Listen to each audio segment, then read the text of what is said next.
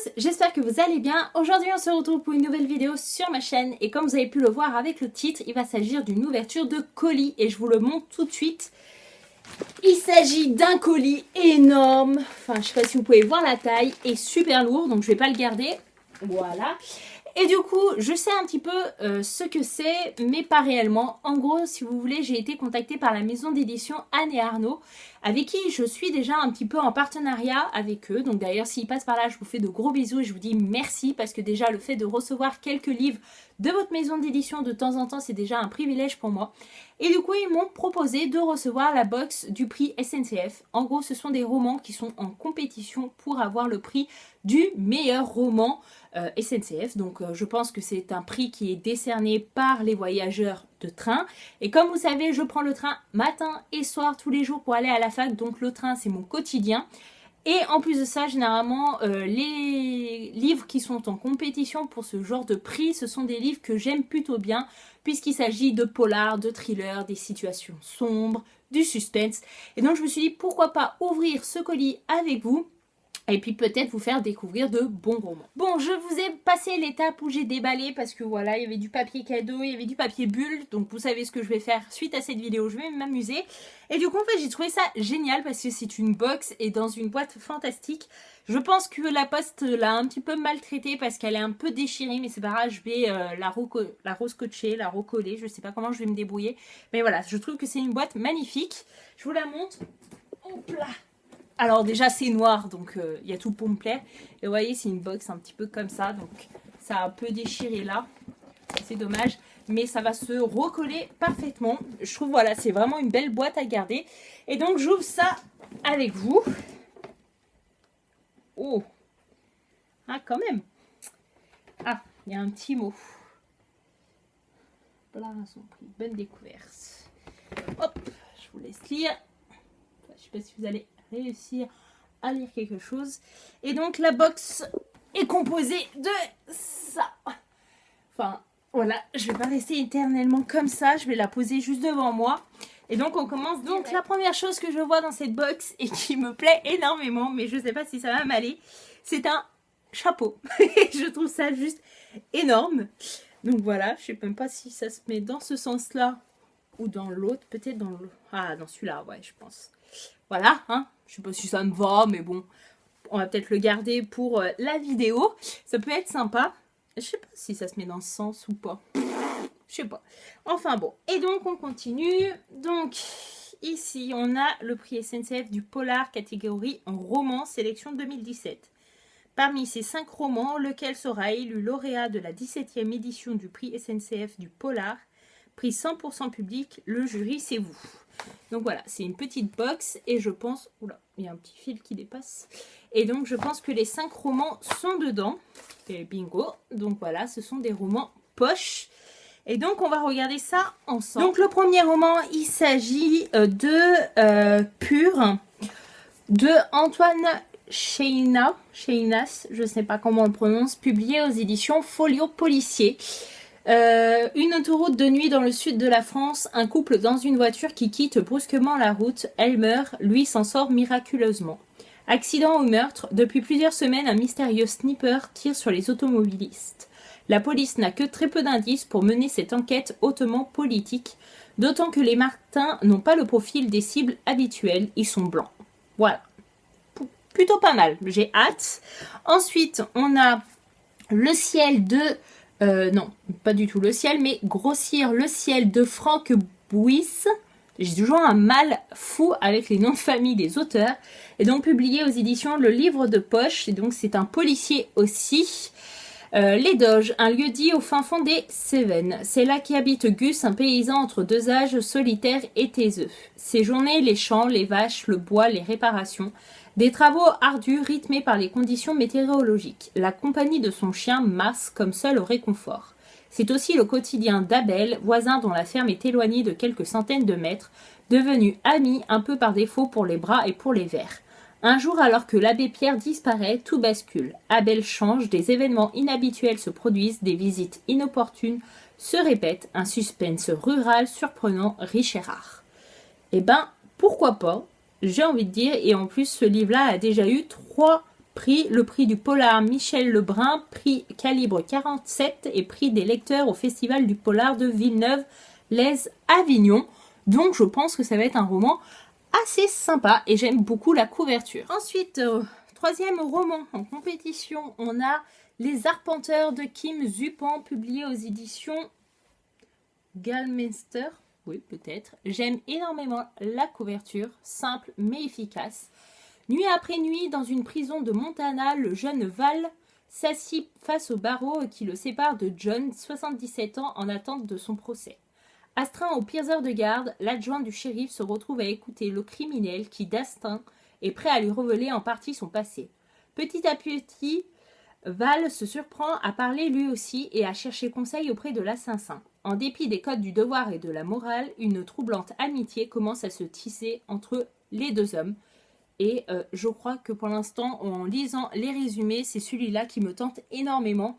Le fait qu'un gardien de prison se lie d'amitié avec un prisonnier, je pense que ça va être assez sympa à lire et ça va me faire réfléchir un petit peu les neurones et le cerveau. Ensuite, celui-là, il s'agit de Gravesend de William Boyle, publié aux éditions Rivage Noir. Là aussi, j'adore la couverture. Ça fait vachement, je sais pas, vachement années 80, je dirais. Voilà. Alors, Gravesend, une enclave italienne au sud de Brooklyn. Conway y vit avec son père et depuis 16 ans, il pleure son frère Duncan, renversé par une voiture alors qu'il tentait d'échapper au Ray Boy Calabrese et à sa bande de petites frappes. Depuis 16 ans, Conway attend que Ray Boy sorte de prison afin de lui infliger la seule condamnation valable à ses yeux, la peine de mort. Mais la vengeance ne prendra pas le tour attendu et dans ce quartier hanté par la mélancolie et les fantômes, la colère, la frustration et les regrets vont faire leurs œuvres au noir. Voilà, et ben je pense que celui-là va être aussi pas mal. Voilà, les fantômes, quartier hanté, donc déjà j'aime énormément et en plus de ça, on va parler de frustration et de regrets.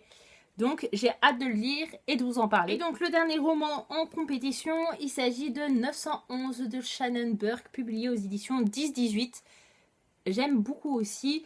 Lorsqu'il devient ambulancier dans l'un des quartiers les plus difficiles de New York, Holy Cross est loin d'imaginer qu'il vient d'entrer dans un monde d'horreur et de folie.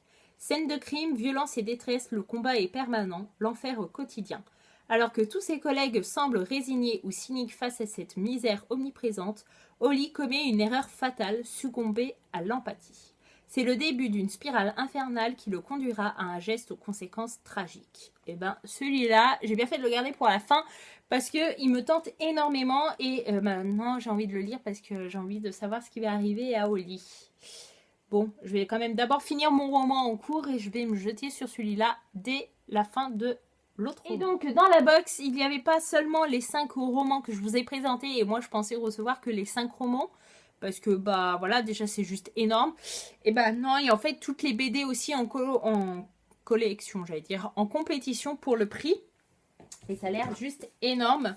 Donc ici on a Apache de Alex W. Inker, alors je sais pas comment on prononce, et publié aux éditions Sarbacane. Et donc bah là pour l'instant c'est assez étrange. Vous savez, je ne suis pas très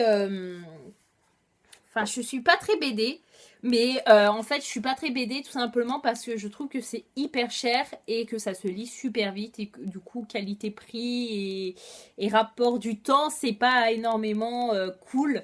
Donc là bah, pourquoi pas les lire. Et puis ben là, c'est marqué, afin de ne choquer aucun de nos clients, nous recommandons de ne pas laisser cet album entre les mains des plus jeunes. Donc, à mon avis, ça va être un petit peu hard. Voilà. Mais je trouve le travail très bien fait. Et en effet, je n'ai pas ouvert sur la bonne page. Je ne sais pas si vous avez vu grand-chose, mais voilà. Je vous en reparle très vite. Ensuite, la deuxième BD, il s'agit de Homicide, une année dans les rues de Baltimore, de Philippe Scarxoni. Publié aux éditions Delcourt. Donc ici c'est un peu étrange parce qu'on a l'impression que c'est un livre et en fait c'est une BD carrément. Donc voilà. Là je lirai pas le résumé, j'ai envie vraiment de me laisser surprendre. Mais dis donc, quand il n'y en a plus, il y en a encore. On a Winter Tone excusez-moi pour l'anglais, mais vous savez, je déteste ça et je suis nulle. De Goting, publié aux éditions Casterman. Donc là aussi, hein, c'est une BD, hein, de toute manière, voilà. Ça, c'est peut-être la BD pour l'instant qui m'attire le moins au niveau du graphisme à l'intérieur. Ensuite, on a Chaos debout à Kinshasa, écrit par Barley Baruti et Thierry Belfroy, publié aux éditions Glénat. Et ben